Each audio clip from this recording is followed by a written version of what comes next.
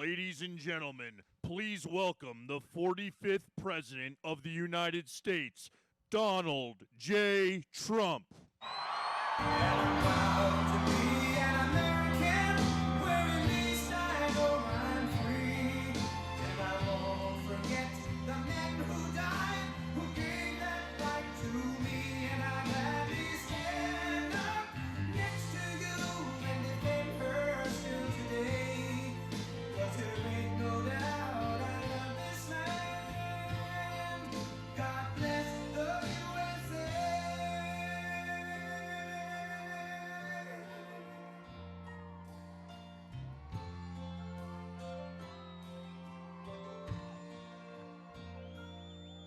From the lakes of Minnesota to the hills of Tennessee, across the plains of Texas, from sea to shining sea, from Detroit down to Houston and New York to LA, where there's pride in every American heart, and it's time we stand and say that I'm proud to be an American, where at least I'm.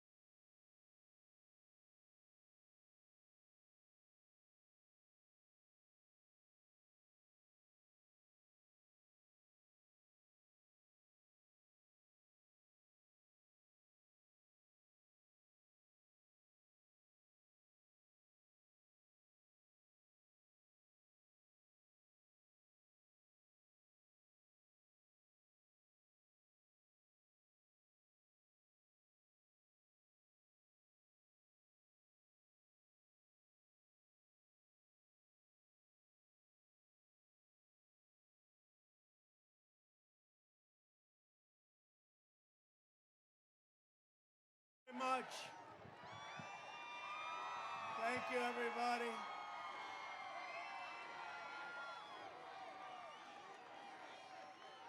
Thank you very much, everybody. Hello, Des Moines. Oh, it's been a good time we've had in Des Moines. Yeah, I even brought a hat. They said, "Sir, it is so windy out there." I said, "Well, my hair is very powerful. It's very strong. It can handle it." But I brought it just in case. It may get pretty bad, but it's pretty windy. So thank you all very much. And I'm thrilled to be back in the American heartland with thousands of loyal, hardworking Iowa patriots. And 20 days from now, we're going to win this state. We're going to win 4 more years in the White House. We're going to keep it going. And I must tell you, I've just looked, a poll just came out. We're up 6. Okay, big deal. No, didn't we win by 11 or something? We're up 6. And if I'm up 6, nobody has ever done for Iowa and the Farm Belt and the farmers and all. No more estate taxes, no more anything. I saved ethanol. Ethanol is saved. For me to only be up 6, I'm a little bit concerned, I'll tell you that. Because nobody's going to do for Iowa what I did for Iowa. We've just learned through explosive documents published by a very fine newspaper, the New York Post, that Joe Biden has been blatantly lying about his involvement in his son's corrupt business dealings. And this is a big smoking gun. The newly uncovered emails reveal that a top executive from the highly questionable Ukrainian company, it's an energy company, which paid Hunter at least $50,000 a month, but it's now looking like it could be $183,000 a month. That's a lot of money. Would anybody in this audience take it? I'll take it. We'll take it. Despite the fact that he had absolutely no experience, knew nothing about energy, wrote to Hunter, arranging for a meeting to meet with Vice President Joe Biden. I've been saying this for a long time with that family. The same Ukrainian energy executive even sent Hunter an email saying, quote, "We urgently need your advice on how you could use your influence." In other words, Hunter was being paid for access to his vice president father, who was specifically put in charge of Ukraine and Russia. How about the Russia hoax? It turned out that they were the ones that did the Russia hoax. It was them. No collusion, no collusion. These emails show that Biden's repeated claim that he has never spoken to Hunter about his business dealings were a complete lie. It was a total lie. He lied to you over and over because he's trying to cover up a massive pay-for-play scandal at the heart of his vice presidency, and everybody knows it. Everybody in Washington knows it. We've known it for a long time. The fact is, there was never an administration more corrupt than the Obama-Biden administration. There was never. Just weeks ago, Joe stood before the American people in a presidential debate and told you that these claims had been totally discredited and that his son did nothing wrong. But now that turns out to be a total lie. Now we can see clearly that Biden is a corrupt politician who shouldn't even be allowed to run for the presidency.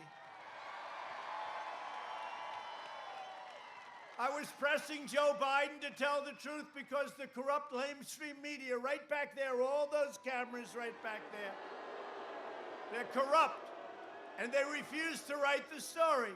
There wasn't one time in almost 4 years during my presidency, during the greatest political scandal in U.S. history, a witch hunt, a horrible, horrible, disgusting witch hunt that should never, ever happen to another presidency again, and people should pay for the crimes they committed.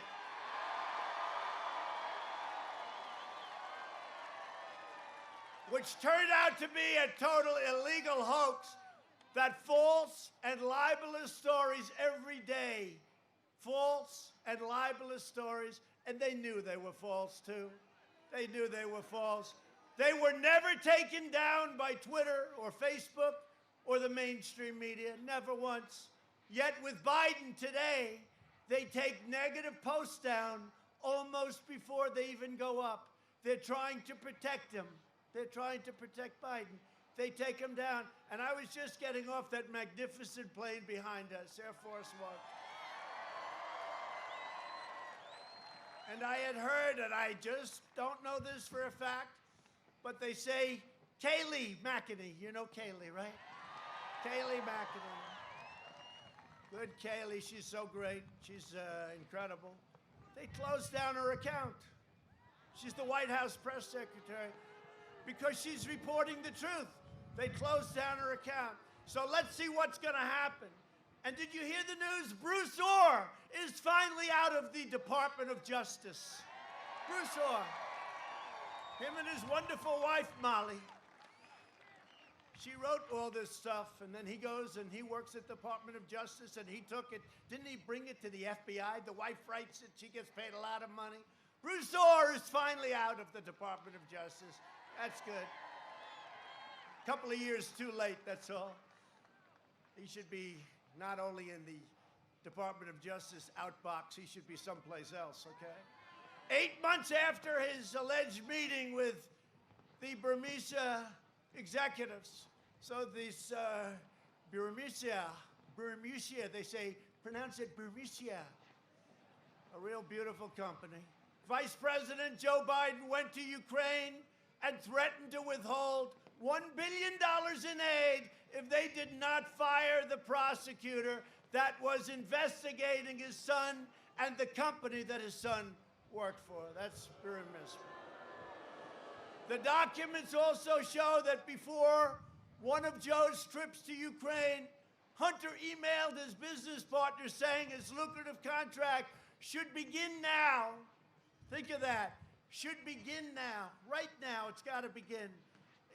The whole thing is so incredible. Here's a guy. Look, let's just put it in simple language. He got thrown out of the military. That's unfortunate. He didn't have a job for a long time. His father becomes vice president, and he's making millions and millions and millions of dollars a year. Think of it. No, think of it. Think of it. It's like the Hillary stuff, the crooked Hillary, and it's the crooked Joe. You know, when a Democrat voter here in Iowa asked Joe last year, you remember, if his son raked in money in exchange for providing access, Joe called that man a damn liar. You're a damn liar. Kid's making millions of dollars. He had nothing. He didn't have a job. Thrown out of the military, sadly, but thrown out of the military. And he knew nothing about energy. He knew nothing about investments, knew nothing about China. How about he walked away $1.5 billion to manage for China? They don't do that with the most brilliant people on Wall Street. Vice President Biden, you owe the people of America an apology, because it turns out you are a corrupt politician, okay?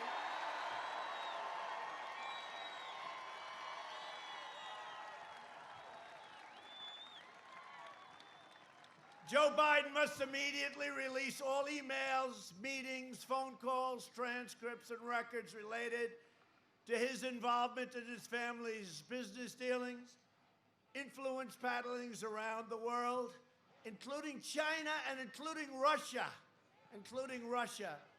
Hunter raked in a fortune from China while Joe Biden was giving China all of our jobs. They came, you know where they came from, Iowa, and plenty of other places, but they came from Iowa.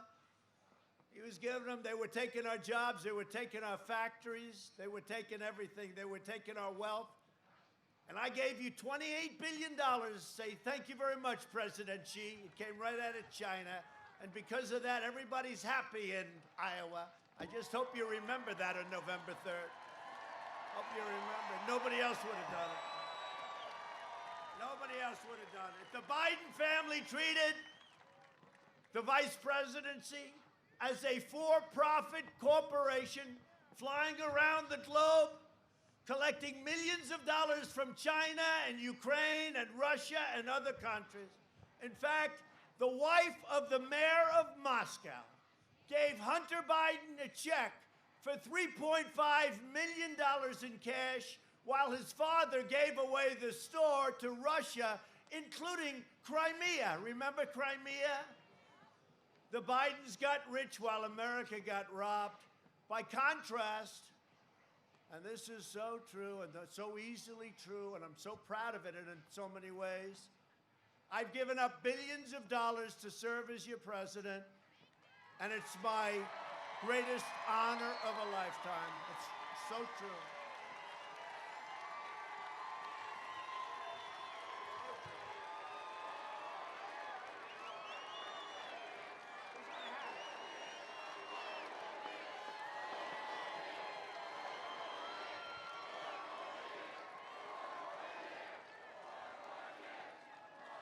I ran for president because I could not sit back any longer and watch the terrible injustices being done to the American people. And it's true. And by the way, before the China plague came in, we had the greatest economy in the history of the world, and now it's going right back there. Our stock market is very close to a number that was even higher. Does everybody have your 401k ready? Because it's going through the roof. We're going to have the best year we've ever had, and we're going to have tax cuts, not tax increases. They want to increase your taxes. They want to increase your taxes so they can spend it on the Green New Deal. It's another beauty. I cannot sit idly by and watch career politicians like Joe Biden continue bleeding this country dry, and that's what it is. You know, you can say whatever you want. You can say whatever you want. But when you have a kid that follows his father, and by the way, take a look at his brother. His brother all of a sudden is building a big housing development in Iraq. Have you ever built a development before? No, I haven't. Take a look at the whole family. It's a corrupt family. Joe Biden personifies the selfless and corrupt globalists who got rich and powerful at your expense. Take a look at the people that are funding his campaign. People assumed that they'd be funding my campaign. I don't want them. We don't want them. We never needed them. We don't want them. But they betrayed American workers, disparaged American values, and crushed our middle class. For decades, Biden and his cronies laughed while they shipped millions of your jobs to their friends in foreign countries, in countries that you've never even heard of. They lived behind gated walls and they flooded your communities with illegal immigration, deadly drugs, MS-13 savages that assault, rape, and murder innocent Americans. They forced our fellow citizens to live in crumbling inner cities while they spent trillions of dollars on never-ending foreign wars. They just never ended. But you know, we're bringing all our soldiers back home. You know that. We've been doing it for a long time. And it's not easy. Not easy. The military-industrial complex, not the easiest thing, but we're bringing them back home. We're almost finished in Afghanistan, coming in. We're down to a small number coming home by the end of the year, hopefully the end of the year, shortly thereafter. In Syria, we're out, totally out. And by the way, before I did this, we crushed 100% of the ISIS caliphate. 100%. We crushed 100%. We have the greatest military in the world, and by the way, we have built the greatest military in the world. So I just tell you from Iowa, you know, you're a very powerful state politically. You're a big state to me, big in your heart. But you have a tremendous influence and a tremendous power, and you've never let me down. You just came in and we won by so much. You know, they say if a Republican wins by 1 point, I think I won by 11, right? 11. That was early in the night. Remember that? They said, Donald Trump has won the state of Iowa. Then they said, man, he won by 11 points. What's going on? That was just the beginning. Then we won Ohio. We won Ohio by 8 points. They said, what's going on? You know, it's one thing you win a state, but when you win by a lot, and that was the beginning of something. And I'll tell you what, we have more enthusiasm now than we ever did 4 years ago. There really is true.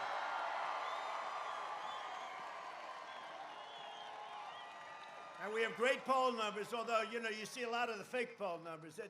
They'll do anything they can. They're called suppression polls. Yeah, there they go. Look at the red lights. They start to go off as I start to point. You know, in one way they want the ratings, in another way they don't want to have the ratings, and you're telling CNN that they're a fraud in their broadcasting. No, that was one of the greatest evenings ever. There are those that say it was the most exciting evening in the history of television, highest rated evening in the history of television. And you know what? The election we have coming up on November 3rd is actually more important. It's actually more important. In 2016, you voted to fire the failed and decrepit political class, and you elected an outsider as your president, and I finally put America first. It's called Make America Great Again.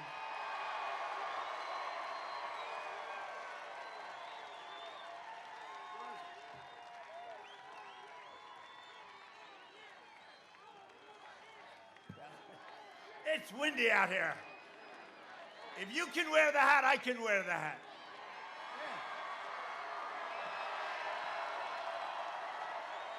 Yeah. Should I take off the tie or not? What do you think? I don't know. Maybe yes?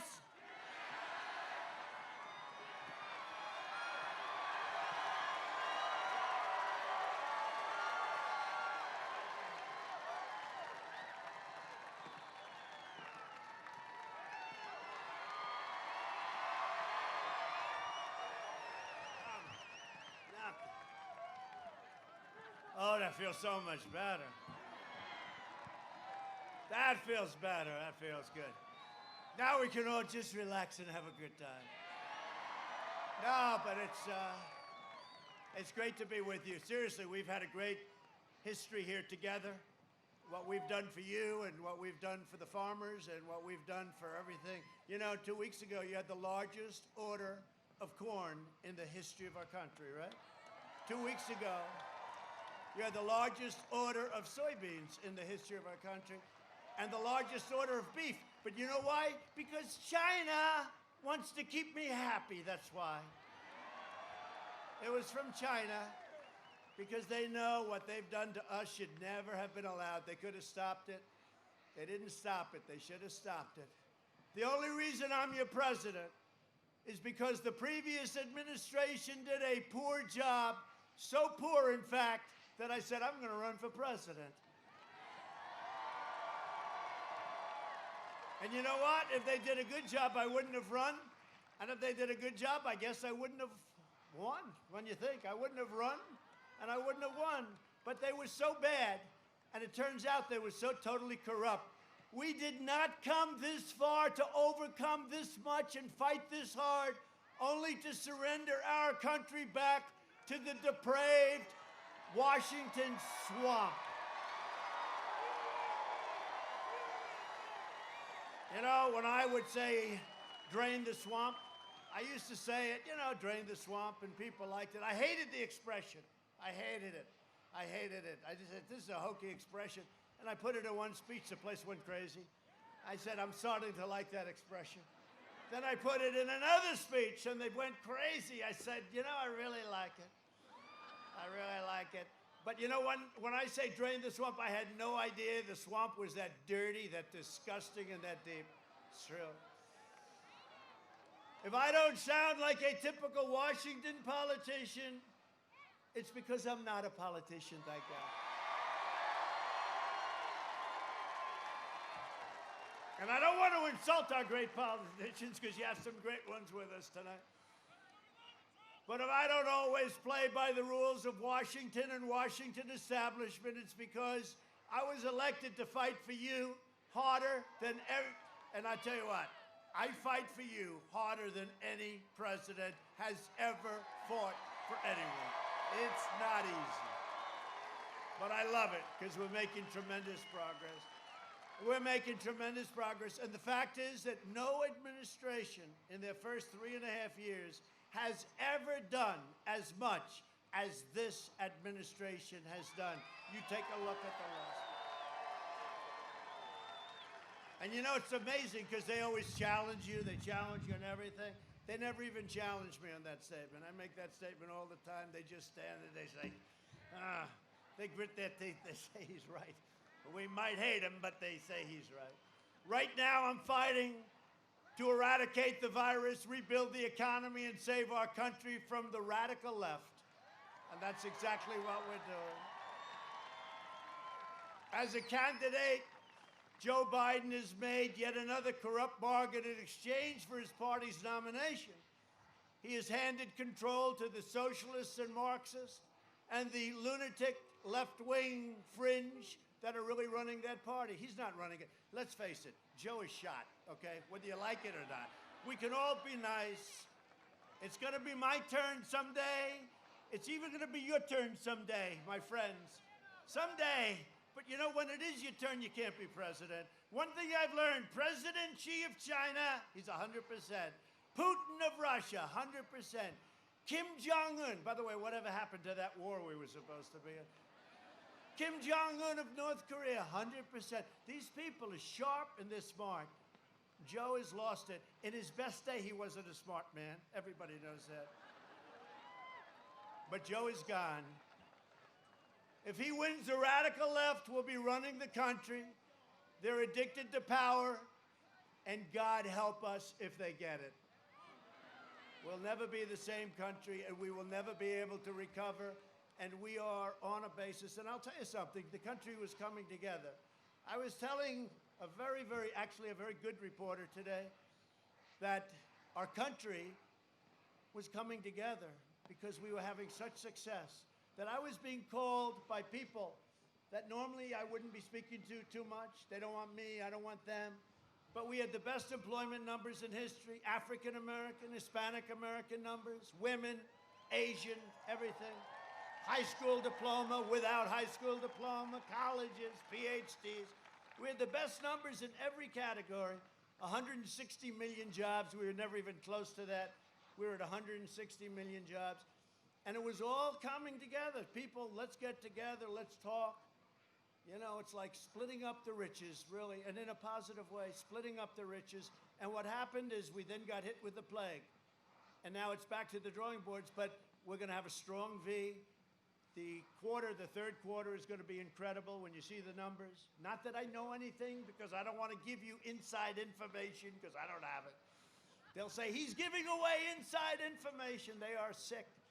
But wait till you see the third quarter numbers, and it's going to be right before the election, before the November 3rd, although a lot of people will have voted by that time. Get out and vote. You got to get out and vote. Got to get out and vote. But we were really coming together, because that's, you know, look, ultimately we want to come together. Everybody come together. And we were really coming together. And then we got hit by this horrible situation. Could have been stopped. China stopped it from going into the rest of China, but they didn't stop it from coming out and going to Europe and the United States and the rest of the world, 188 countries. So we're now putting it together. We had it done, and now we're doing it again. And next year will be even stronger than last year. Last year was the best year we've ever had. And this coming year will be even better than last year. Unless somebody comes along and says, let's quadruple your taxes, which is what they want to do. They want to raise your taxes. They want to go with this ridiculous Green New Deal, which, by the way, their original price, $100 trillion, you couldn't do it for that. If we did great every year for 100 years, everything was perfect, right? No nothing, no recessions, no anything. You couldn't make $100 trillion. These people are crazy, and they actually mean it. You know, they actually mean it. So we're going to get it going to a level that nobody can ever turn course on us, nobody can ever change. You know, I tell the story for years as a student of economies. I just love it. I love watching it. I love doing it. And I love seeing the results, because the results have been so incredible. But as a student, I used to hear for years, for 10 years, 2019, China, because look, let's face it, China's 1.4 billion people. We're 325, not including illegal immigrants that are in the country, frankly. And we don't even know what that number. I said, how many do we have? We have no idea, sir. Well, I have an idea. By the way, our southern border is now stronger than it's ever been. But we have 325, 330 million people. But for years I heard that China will overtake us as the world's largest economy in the year 2019. You've all heard it, I think, right? Yes? He's a very smart-looking guy. You're loaded with money, I'll bet. Look, that's why he's in the front row. He's in the front row, and he didn't have to stand here for 3 days to get there. I can tell he's got. But, right, 2019 that China was going to overtake us. Well, you go back 6 months, 7 months, not only weren't they overtaking, we were beating them by leaps and bounds and getting bigger and bigger and growing and taxing them and taking in billions and billions in tariffs. And when they targeted Iowa and the farmers of this country and ranchers and others, I said, no, you can't do that. No, you can't. And I put a 25% tariff on everything. And I gave a lot of the money, although I don't want to say it too loudly, $28 billion. I gave you 16 and 12. I said to Sonny Perdue, Secretary of Agriculture, great guy, he knows more about farms. I said, Sonny, what's the number? He said, 2 years ago, sir, 12 billion they hit us for. And last year, 16 billion. I said, that's okay. We're going to put a 25% tariff. The farmers are going to get 12 billion, and then they're going to get 16 billion, okay? And we're going to give that money to our farmers, and that got our farmers even. In fact, I shouldn't tell you this, because they don't like this, but some of the farmers were making more money the way they was doing it than by working their asses off, all right? They were very, very happy. But no, we took care of our farmers. No other president's going to do that. No other. That's why China got away with all of this stuff for years. And we had plenty of money left over after the $28 billion. It went into the U.S. Treasury. But they got away with it because they'd threatened a president like Obama. We're going to target your farmers. We're going to target the middle of our country. And Obama would say, oh, Betty, we better not get involved. I said differently. I said, if you do it, then what we're going to do is we're going to tariff your goods, and we're going to give a lot of that money to the people that you're targeting. And you know, the thing that most impresses me about Iowa, Nebraska, and a lot of other states, if you look, by the way, Minnesota was so great, all of them, every one of them. Wisconsin was incredible. They never came to me and said, sir, you can't let this happen. They're stopping ordering. They're not ordering from us. They never said it. You know what they said? The president is right. At some point, we have to put up a stand. And I didn't hear one, even from fake CNN. They put people on television that said, I know it's not good, but the president is right. The president is right. You did the right thing. Because otherwise, it puts me in a bad negotiating position. You can't really negotiate. You know, it's tough. It's tough. I'll never forget that about the farmers. It's incredible. The other thing I won't forget, you don't mind if I go off script. This stuff is enough with crazy Hunter Biden and making millions of dollars a day. He made it because of his great intellect. No, but you know the other thing? Where's Hunter? Is Hunter here tonight, by the way? Hunter, congratulations on making a lot of money last year. You know the other thing I remember? In the White House, we had 36 farmers come to see me. I'll never forget it. And they were getting hit really hard. This was 2.5 years ago, early.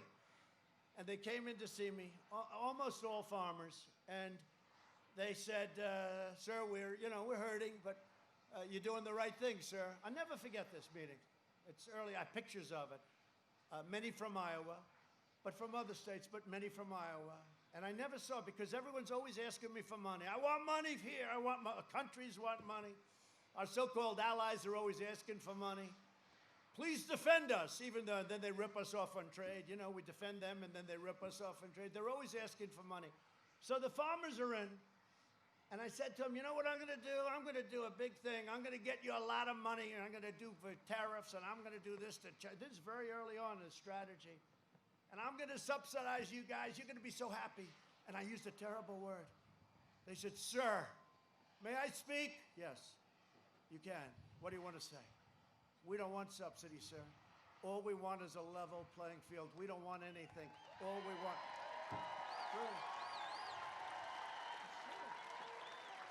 Right? It's true. I never heard that. Most people, they don't care. Call it subsidy. Call it, give me cash. Just give me money. The farmer said, and by the way, I could see there was like a chill in the room. I mentioned that word. I said, did I say something wrong?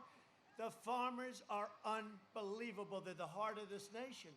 They said, we don't want subsidy. I'll never forget it. Sir, we don't want subsidy. We don't want that. We just want a level playing field, sir. We'll beat anybody. We want a level. And it's to this day, I tell that story all the time because I don't hear that. Most people, they don't care. You can call it anything you want. You call subsidy, you call it anything you want. I just think you people are incredible, okay? That's it. Enough. Enough of that. Enough of that. Enough of that, or I'm going to make him cry, and he hasn't cried in 40 years, that guy. One of the most important issues for Iowa is the whole thing that happened with ethanol. They were killing ethanol. And Joe Biden's vowed to abolish fossil fuels. He supports all of the outside, this crusade to eliminate gas-powered cars. And his running mate sponsors the insane. She's the most liberal. By the way, did Mike Pence beat her?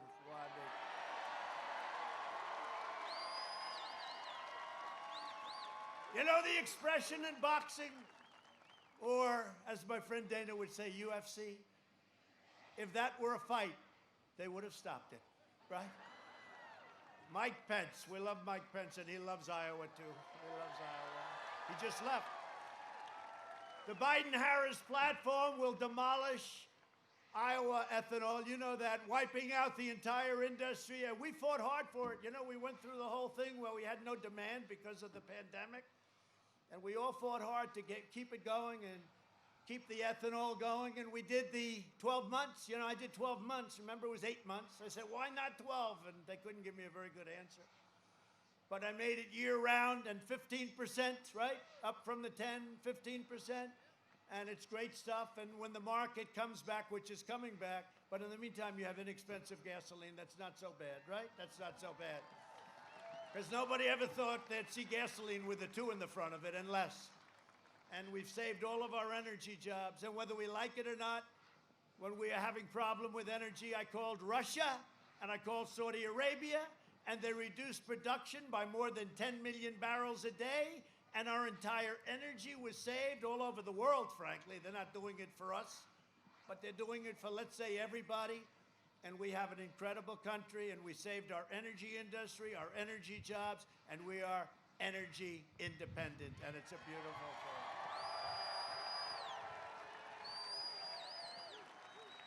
And by the way, I also made a little promise most of you won't understand. For those people in the ethanol world, you can use the pumps. Okay, do you understand that? You can use the pumps. In other words, you don't have to go out and spend hundreds of millions of dollars on new pumps. Because, you know, with the additional ethanol, the additional power, some people say, oh, make them buy new pumps. No, I don't want you to buy new pumps. You don't have to. So for those people that understood what I just said, you know what I'm talking about, right? Using the pumps, that'll be okay. To defend our rights and our Constitution, I nominated Judge Amy Coney Barrett to the United States Supreme Court.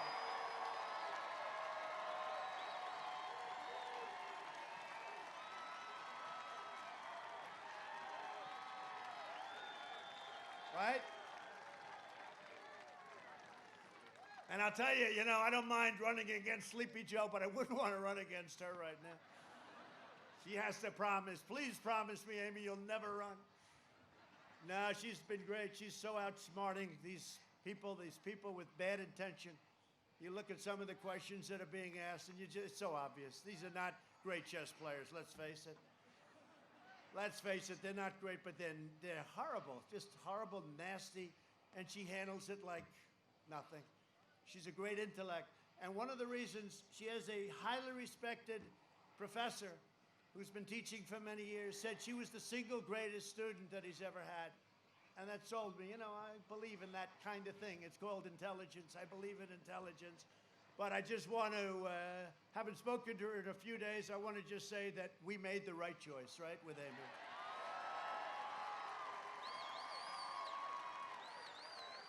And speaking about making the right choice, you made the right choice a long time ago with a man named Senator Chuck Grassley.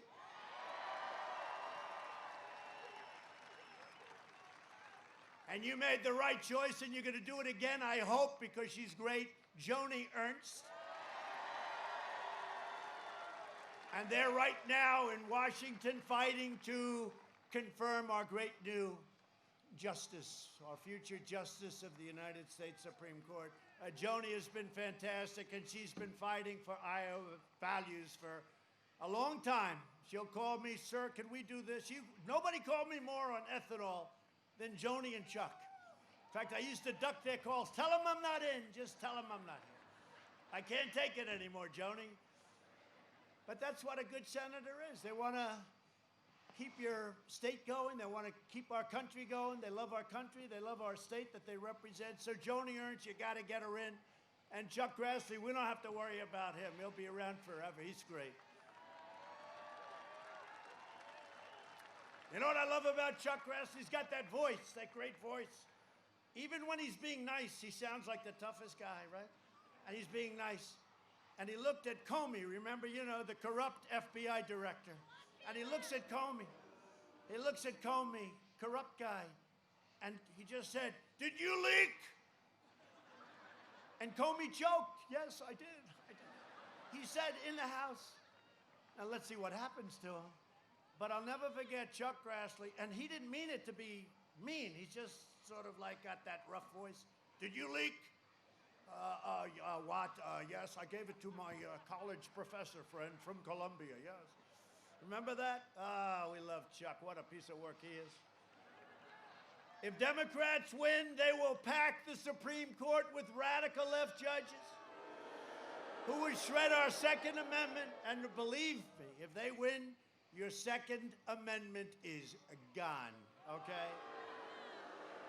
They'll empower violent mobs and shield deadly criminals and terrorists. Very simple.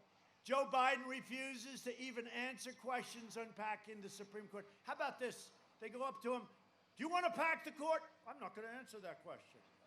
You know why? Because they don't ask it if he doesn't, me, it would be like, forget it. But they say, you were going to pack the court, sir? I'm not going to answer that because I don't want to say. Oh, okay, good. Next question. Can you believe it? This is the essence of our country. We can't allow this to happen. And the other thing is, they don't ask the second. I put up a list of 45 great, brilliant, conservative, in our case, justices that go by the Constitution as written, et cetera, okay? So, he's got to put up the name of justices or judges, whoever he'd pick, to become a justice of the Supreme Court. He's not doing that. They're not asking that question. They don't ask. Did you see the NBC thing last week where they had an NBC town hall? It was designed for a child, okay? When I get in, they ask me things that nobody ever even contemplated could be thought of. This guy, they're asking him these questions. Nobody can believe it. In fact, NBC took a lot of heat. They took a lot of heat. Biden's agenda would be a catastrophe for Iowa seniors. Everybody knows that. For years, Biden tried to cut Social Security and Medicare. Do you remember that? You do know he wanted to cut your Social Security and your Medicare. Now Biden is pledging mass amnesty and federal health care for illegal aliens, decimating Medicare and destroying your Social Security. And the problem is we all have a heart. I say it all the time. I'd love to take care of everybody all over the world. The problem is our country can't afford it. And if you start saying we're going to give free education, we're going to give you Medicare, we're going to give you health care, we're going to give you everything, our country will be flooded with millions and millions of people that are going to come from all over the world. They will decimate our country. You can't do it. Biden cares more about illegal aliens than he does for your senior citizens. It's true.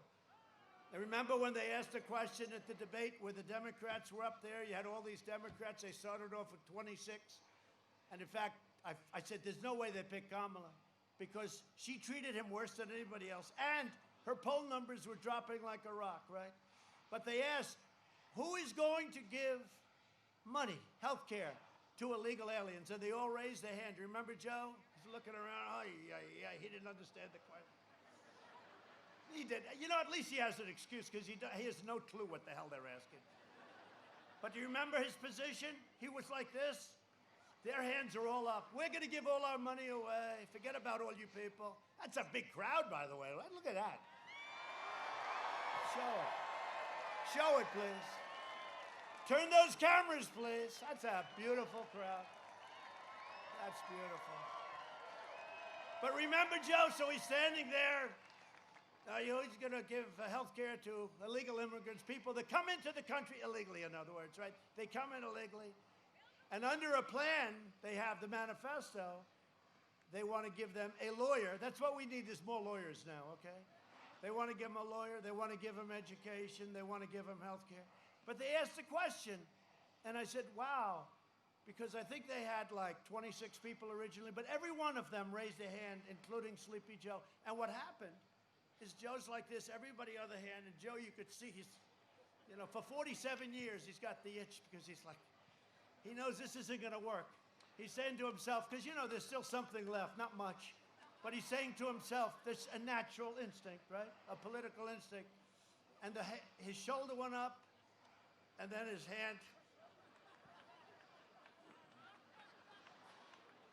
So I don't know. I don't think I'm even going to hold it to him. I'm not going to hold him. I got enough. How about the no fracking?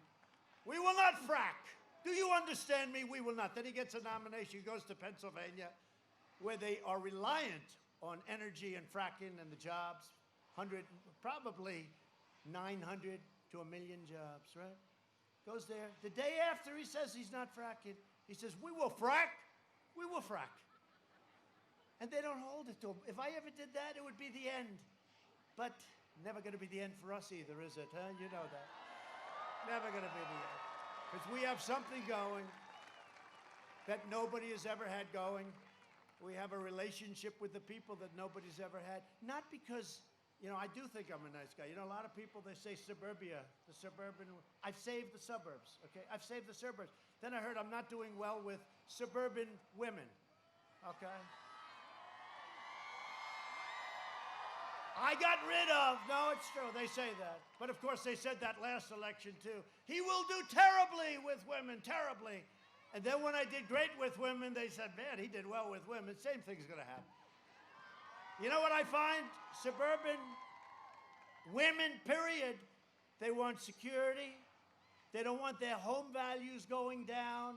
They don't want a low-income housing project built in the middle of suburbia next to their house.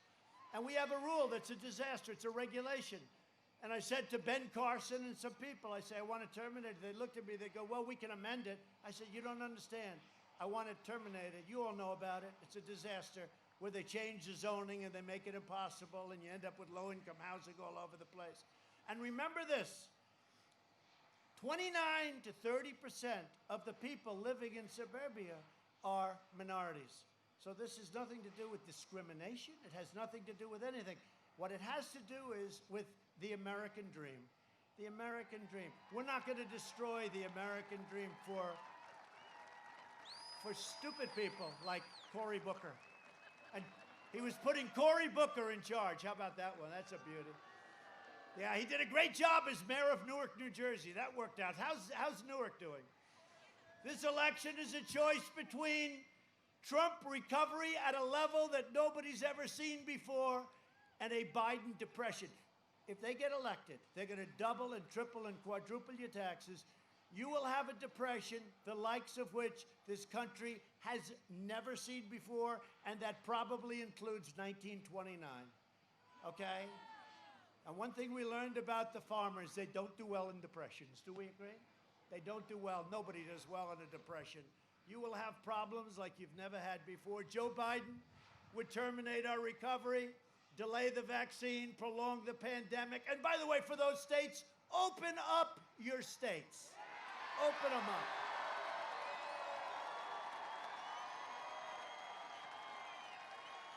Watch. On November 4th, all these Democrat governors that have lockdowns, right? You know, I said right at the beginning, I think it was me that came out first, you know, they'll try and say, 20 years ago, somebody said the same thing. But I said, the cure cannot be worse than the problem itself. And if you look at what's happening with these lockdowns to children, get the children back to school.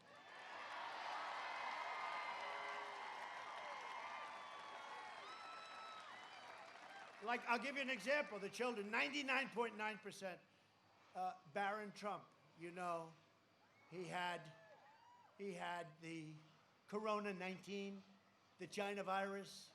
It's got 21 different names. I could go over it, but to me, Corona means Italy. China is China, and it came from China, so he had the China virus, right? And he had it for such a short period of time. I don't even think he knew he had it, because they're young and their immune systems are strong and they fight it off. 99.9%, and Barron is beautiful, and he's free.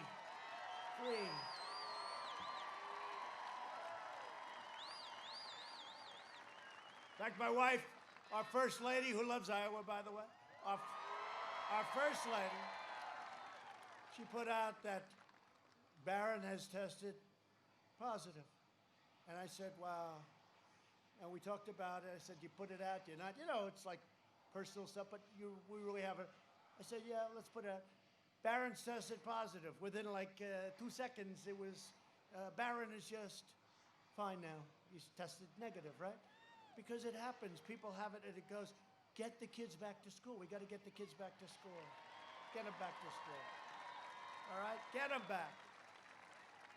Get them back. And when I had it, you might have read, maybe most of you don't know this, but I had it too. I didn't love it. But you know, you know, it's a little tough, and you have a temperature, and you don't feel good. And then the scarier part is, you know, where's it going? It's fine. You're at a 101 or 102, and then you say, hey, I don't love this. You haven't had a temperature in years.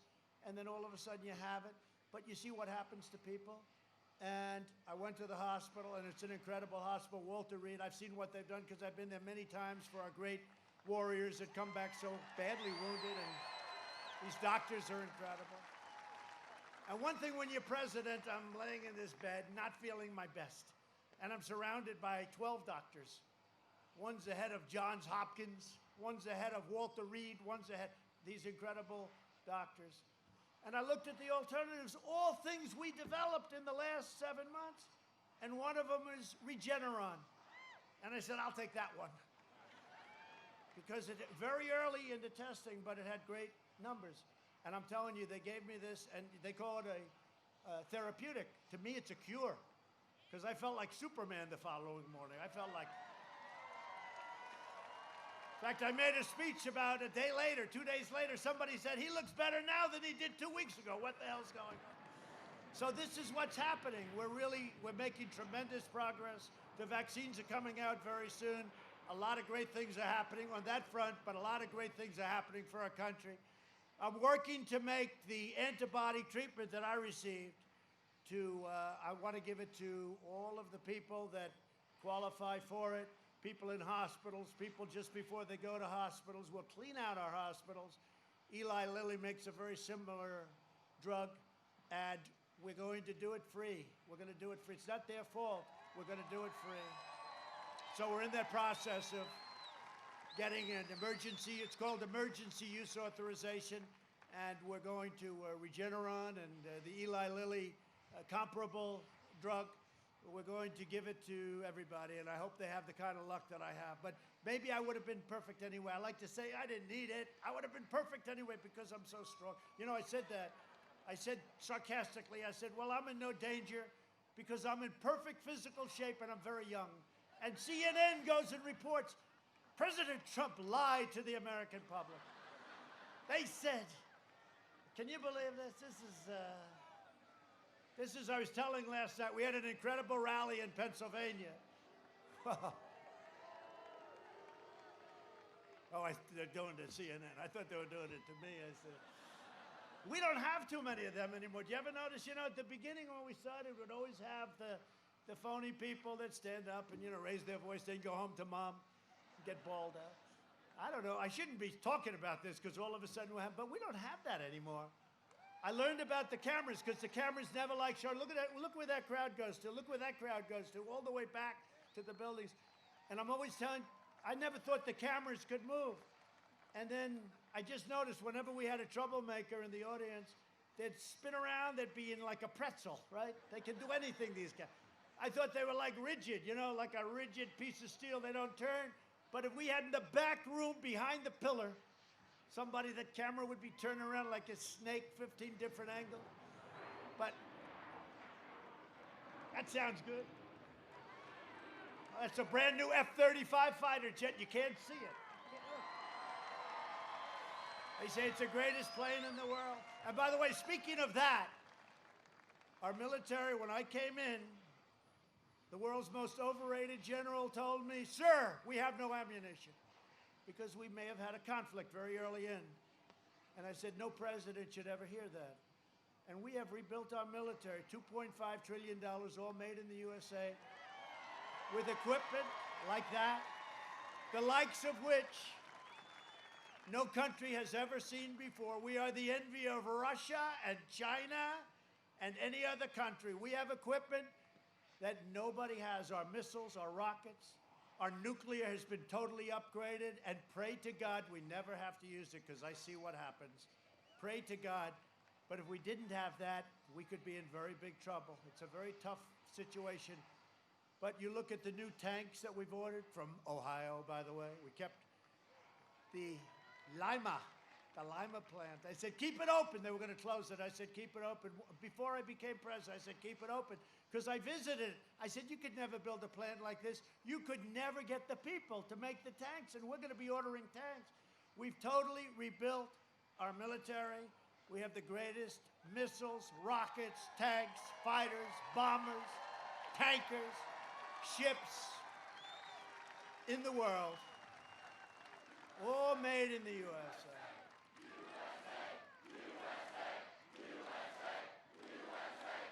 You can be proud of your country. Look at this young, handsome farmer. You gonna be a farmer someday? You gonna be a farmer? Huh? He goes, hell yeah. I'd like to be a farmer too sometimes, I'll tell you. We're joined tonight by some incredible friends and great people. Your governor, who's done an incredible job, Kim Reynolds, and Kevin, her husband. Where's Kevin? Thank you, thank you. Thank you, honey. Really great job, Kim. How we doing, by the way? Okay, we're looking good? That's good. Thank you for everything, Kim. As well as Lieutenant Governor Adam Gregg. Adam, thank you. Thank you very much, Adam. Great job. Iowa Secretary of Agriculture, Mike Nagy. Mike. Where's Mike? Thank you, Mike. Iowa Senate Majority Leader, Jack Whitver. Thank you. See the way they all stay together? They like each other. Speaker of the Iowa House. Oh, you got to tell me this. This is good genes, I think, right? There are genes involved here, right? Pat Grassley, right? Good genes. What's the relationship, Pat? Huh?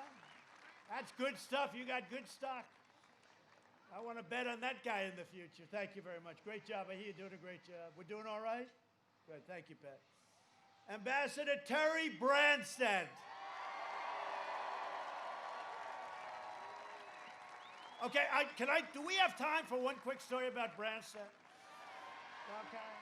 Because his son Eric is even better than him, but I'm not going to talk about it. And here's a guy that doesn't mind me saying, you know, a lot of fathers, they get angry if you say that. Oh, I'm better than my son. Those are not great fathers. This guy's proud. His son is great. But when I met Terry, it was long before I thought about this, and I heard the governor of Iowa was in New York, and he wanted to see me. I said, oh, what the hell do I want to see the governor of Iowa for? You know, I'm putting up buildings, and I'm saying, all right. And I invited him before I ever thought about really doing this, you know, early on at least. And he came up, and a humble guy, great guy, handsome guy, that face, right? And he sat down. I figured I'd give him like 5 minutes. Kim, no longer than that, 5. And I ended up spending an hour and a half. I said, that is the smartest governor. And then I learned, and as you know, he was the governor for 24 years. That's an all-time record in the United States, right? 24 years. And he told me a story in the first meeting. That was before I think that I was even thinking about doing this. And again, it's only because Obama and Biden were so bad. I said, let me do it. I wish I didn't have to, but I'm having a lot of fun because we're making such progress. But he told me a story. He said, you know, many years ago, I met a man in China because he was selling corn. Can you believe it, right? Corn, crops. And he was selling corn. And he said to his wife, this is 35, 40 years ago, he said, I met a man in China and I went home to my wife. And I said, you know, I just met the next president of China many years forward, but I just met a future president of China. And I said, who was that? It was President Xi, who's now the president of China. And I said, you gotta be kidding. He said, nope, I could tell right from the beginning he was different. And he was, I'm not happy with what's going on, but he said, I just met the next president. And then I remembered that story, and then I ran, and he was so incredible to me in Iowa, and he wanted us to win, and his son was very much in charge of what we were doing, and it worked out great, and we won by a lot, and then we won the whole thing. And I said, you know, we have to pick somebody really smart for China. And I said, you know, the governor of Iowa came to me and told me that story, and I called him. I said, how would you like to be ambassador to China? And he said, sir, I've been doing this for 24 years. It would be an honor. And I have to tell you this, he represented us great with China. He represented us great. I never told that story. I never told that story. But about a month ago, he called. He said, "Sir, I want to come home now. I want to make sure you get reelected. I want to come home." And he's out there. I know he's out there working, but we love him. He's a special guy. You got a couple of real beauties with Grassley and with this guy. I'll tell you what, a couple of great people. Thank you very much for everything. Great job you did as ambassador.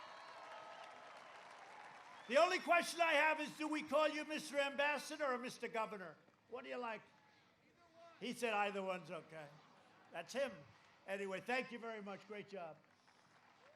I want to introduce another one who's one of the best, maybe the best in the whole country. He's the chairman of the Iowa GOP, Jeff Kaufman.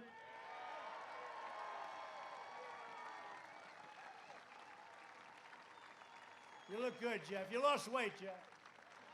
You lost weight. I'm proud of you, Jeff. You do a great job. How are we doing? He said, Iowa's ours. Always be careful. He said, Iowa's yours. I said, never say that. The last one, you know, Beto, remember when he said he was running for president, he was doing okay, and he was on the cover of a third-rate magazine called Vanity Fair, and he made the statement, I was born to do this. I said, that's the end of his political career, and he was born to do it. That didn't work out. I hear we're doing great. Thank you very much, Jeff. Thank you very much. I appreciate it. Congressional candidate, a star, a guy who's going to be fantastic, David Young. David, thank you. We got a lot of good candidates. We're also joined by a very special guest, one of the greatest wrestlers in American history. You know that, right? He's an unbelievable guy. I've known about him for a long time. Do we all love Jim Jordan, our congressman, right? Right? Jim Jordan is a great wrestler, a great NCAA champion and all. A lot of people don't know that, but Jim's from Ohio. But he says the greatest of them all is a guy named Dan Gable. You ever hear of Dan Gable?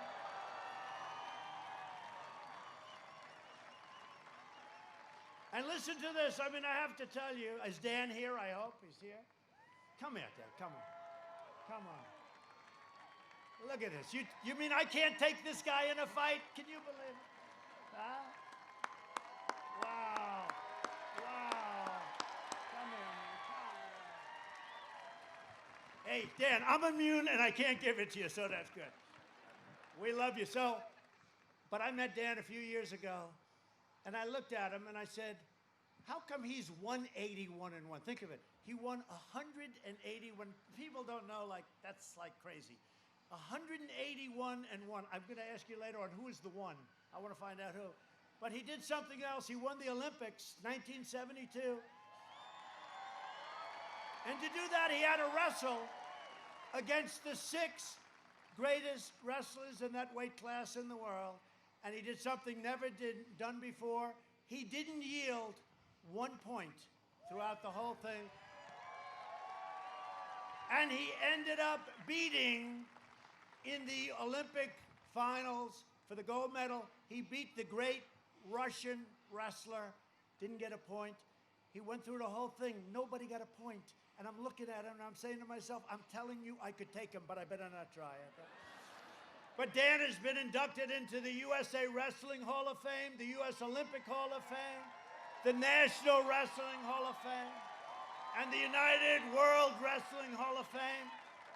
And he's become University of Iowa's all-time most winning coach. In fact, Jim Jordan said he was as great a coach as he was a wrestler. He won many. How many championships did you win as a coach, Dan? 15. And I come from a town where you have the Jets, they never win. You have the Mets, they never win. He won 15. That's called talent. It's called extraordinary talent, actually. And what I did is I thought about it. I thought about it long and hard. We're very selective. So the Congressional Medal of Honor and the Presidential Medal of Freedom are the 2 greatest awards you can get in our country. And I'm proud to announce that I will be awarding very shortly at the White House in the Oval Office, Coach Gable, the Presidential Medal of Freedom. Say something, Jay, please. Great honor. Wow. That's humbling. That's humbling because that's the highest honor. I'm used to winning and doing it on the mat. But because I did it so many times on the mat and in other places that I'm actually getting some other awards where I can just do it and they give it to me. See, the thing about this guy is I've coached a lot of athletes over all the years, and I'll tell you what, when I look at them and I hear them, they kind of remind me a little bit of this guy right here. And every one of them, you had to mold. Every one of them, you had to learn a little bit more. They had to get better. And every one of them did. And that's why they were not just one-time champions. This guy's already a one-time champion.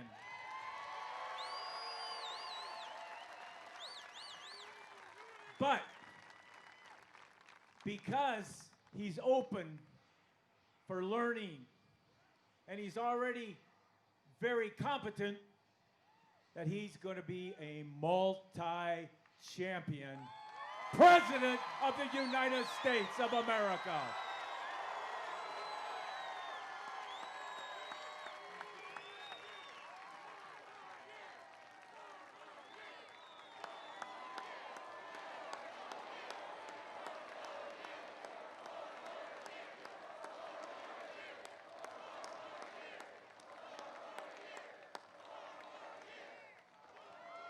Well, he's the pride of Iowa, and he's great. You know, you always try and figure out what makes a champion because you look at him, nice guy, good-looking guy, all that stuff. But why is he 181-1?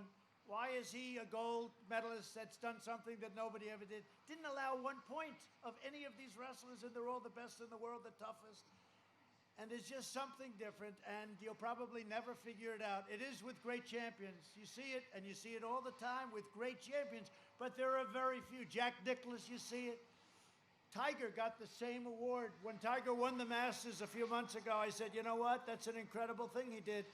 And we gave him the Presidential Medal of Freedom, and he said it's one of the greatest honors. He actually said it's his greatest honor.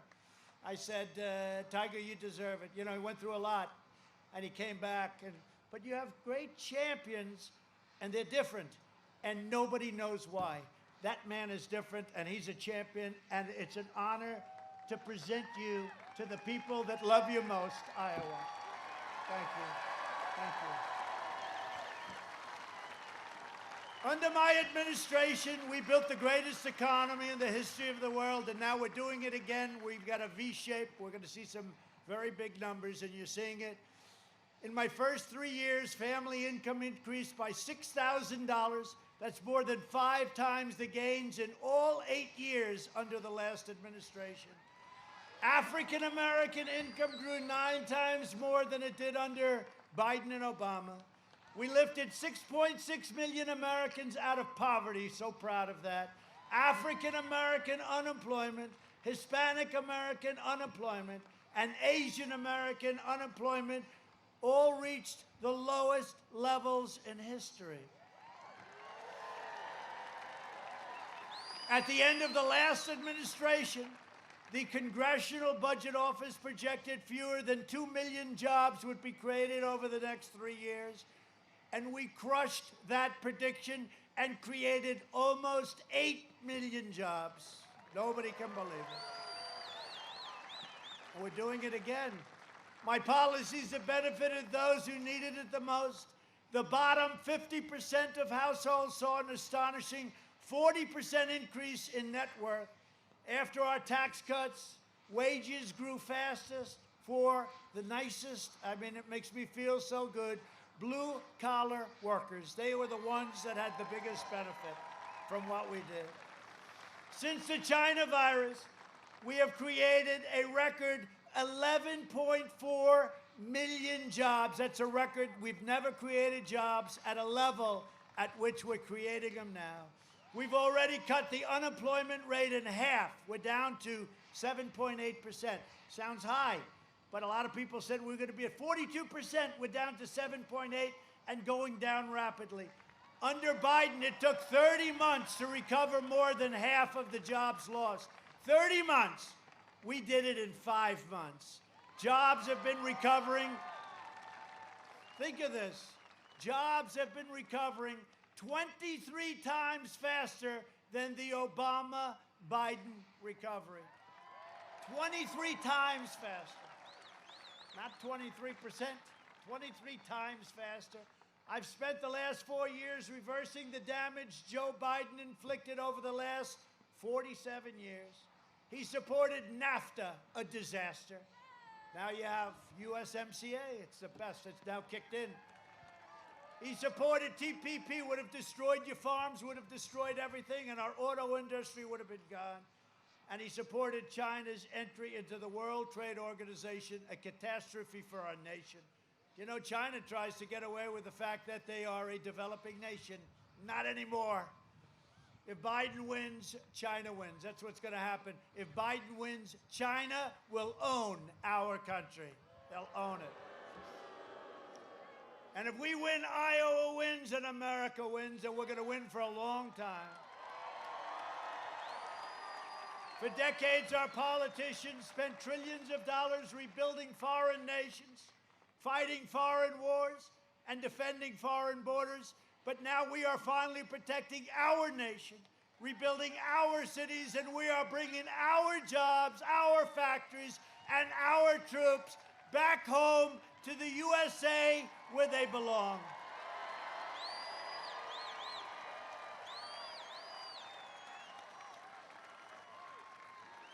And as I mentioned, one of the things that was very important to me was to eliminate the very unfair estate tax or death tax on small businesses and farms.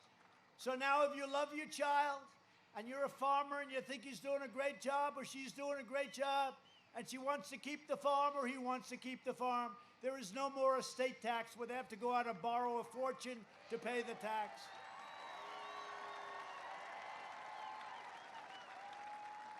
Is there anybody here who has a child to which they do not want to leave the farm because they don't like their child? Because, raise your hand, please. Does anybody have the courage? Yeah, there's one person over there. He says he's only kidding. No, but it's a big thing. I mean, look, it's a big thing. A lot of farms were put out of business. The parents, they pass away. They leave the farm to the son, the daughter, to the family, and the family has to go out and borrow a fortune, and then they have a little bad season, a couple of bad seasons, and they end up losing everything. We don't have that anymore. We cut the estate tax. It's out, gone. These are things a lot of people don't even know. We got that. Along with the tax cuts, we got that. Biden wants to repeal our tax cuts and massively raise taxes on your family farms. And what we did was hit the, you know this, I mean, you know exactly. We hit it so quickly. We hit so hard. We hit so strong on this whole tax situation because the farmers were being treated unfairly, so unfairly with respect to taxes. I quickly issued a major disaster declaration, and I will be with you every step of the way. I think Kim will say this, your governor, when you had floods all over the place, you were like a large-scale swimming pool. I hate to say it, Iowa. I looked at the pictures that your governor sent. I said, Kim, I never knew that this was oceanfront property. And we took care of you, right? We gave you everything you needed, and we got rid of we rebuilt the dams and the dikes, right? We rebuilt it, and we rebuilt it fast. My opponent has put forward a radical plan to eliminate U.S. borders by implementing catch and release, imposing deadly sanctuary cities, and suspending all removals of illegal aliens. So if you have somebody that's a murderer or rapist, we can't do it. They agreed with Bernie Sanders, crazy Bernie. There's nobody that knows how to lose like Bernie. 4 years ago, he lost. He went home happy. He lost again because Pocahontas refused to get out of the race. Otherwise, I would have been running against Bernie. I don't know which is better. There would have been a lot more enthusiasm for Bernie. Smaller base, more enthusiasm. But he got, I'll tell you, we're going to get a lot of the Bernie voters because they don't like Joe, and they love our policy on dealing with other nations, because they love our policy on trade, because they understand. They happen to understand that, but they also know we can do something about it. Bernie would have never been able to do that. The United States would be completely overrun in a matter of days.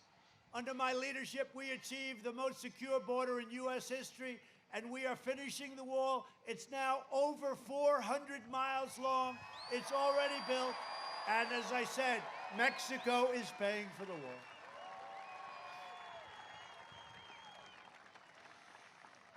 You know, we did more. One of these fake reporters said it. We did more. One of the only politicians that's ever run, forget about politician, but one of the only politicians ever run that actually has done more than he or she has promised. As an example, I campaigned a lot in Iowa. I never mentioned the word Space Force, but when I got into office, I realized I looked at Russia, I looked at Kim Jong-un, I looked at China. I said, we need a Space Force. And we got Space Force. I never talked about it in the campaign trail. We also passed VA choice for our great veterans and VA accountability, things that they said were impossible to get done. So now instead of waiting online for weeks and weeks, if they have to wait, they go out to a doctor, we pay the bill, and it's been a great thing. 91% approval rating in the VA. They're doing a great job over there. Think of it. I mean, I shouldn't be telling you this because they'll find a vet someplace who's unhappy. But think of it. All our lives, we used to see on the evening news horror shows with the vets and the vets and the vets, and it's terrible what they're doing. You don't see any stories about the VA. You don't see any stories. We have done 91% approval rating by the vets for the VA, the job we're doing. And we defeated 100%. You know, we're bringing our soldiers home, but we defeated 100% of the ISIS caliphate in Syria and Iraq. And when I took over, it was a mess. And we killed the leader of ISIS, al-Baghdadi. They were looking for him for years and years. And we then took out the world's #1 terrorist and the mass murderer of American troops and many other troops and many other people. Qasem Soleimani is dead. Dead. One of the biggest things to happen in the Middle East in 50 years. I withdrew from the last administration's disastrous Iran nuclear catastrophe. $150 billion, $1.8 billion in cash for nothing. The deal's practically expiring now anyway if we didn't terminate it. I kept my promise, recognized the true capital of Israel, and opened the American embassy in Jerusalem.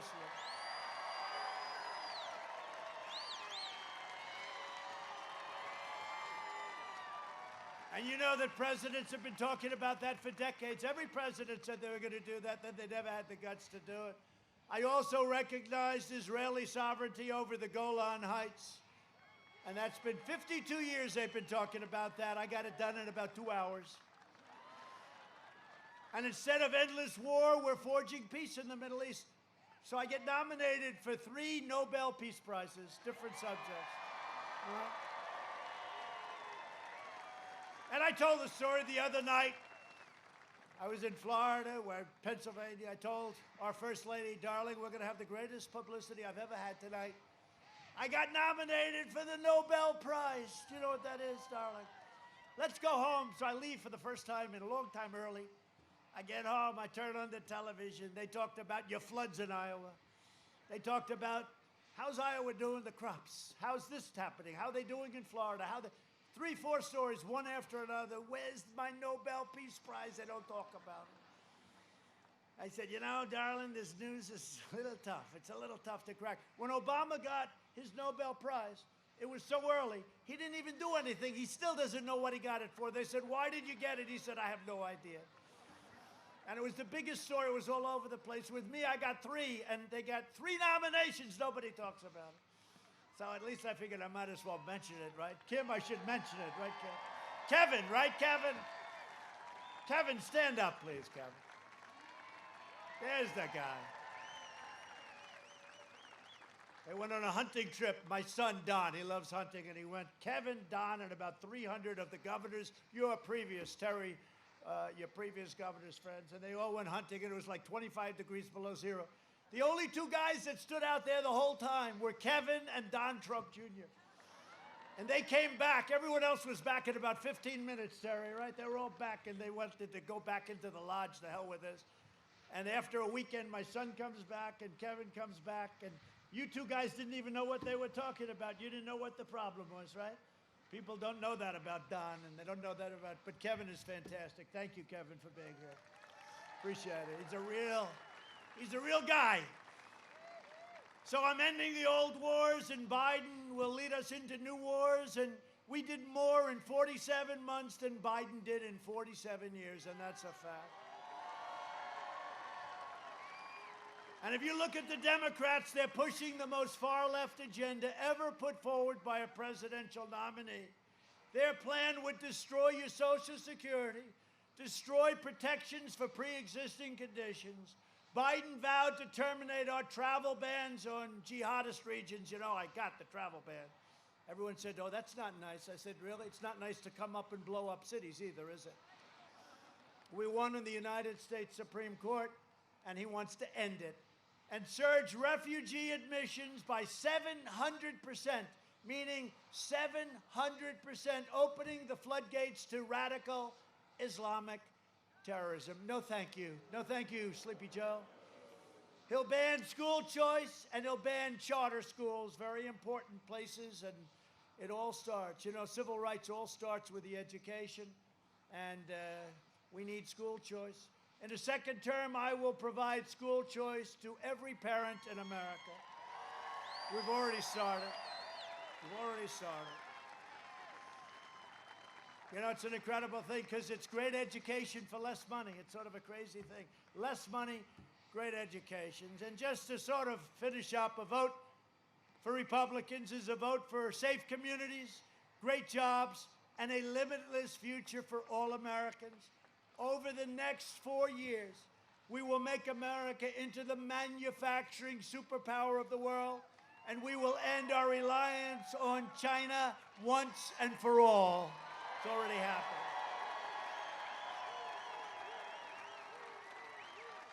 We will hire more police, increase penalties for assaults on law enforcement, and we will ban deadly sanctuary cities.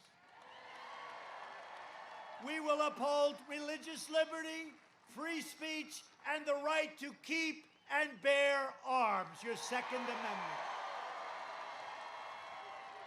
We will strike down terrorists who threaten our citizens, and we will keep America out of ridiculous, horrible, endless foreign wars.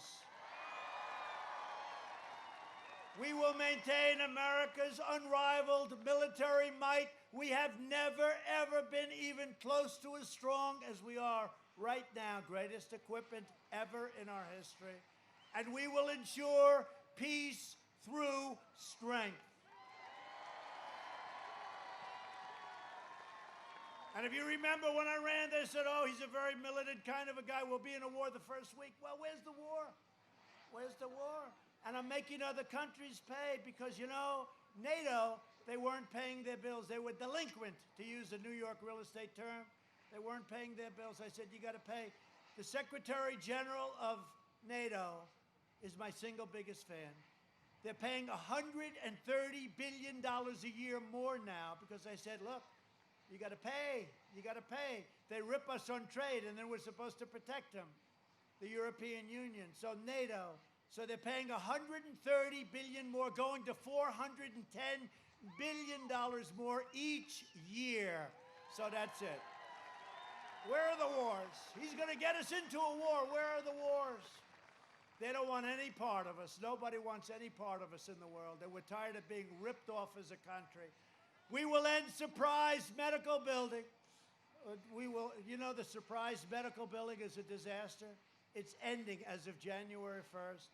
Require price transparency, all signed, all done, January 1st. Can you imagine if I lose and I've done all these things, they kick in on January 1st?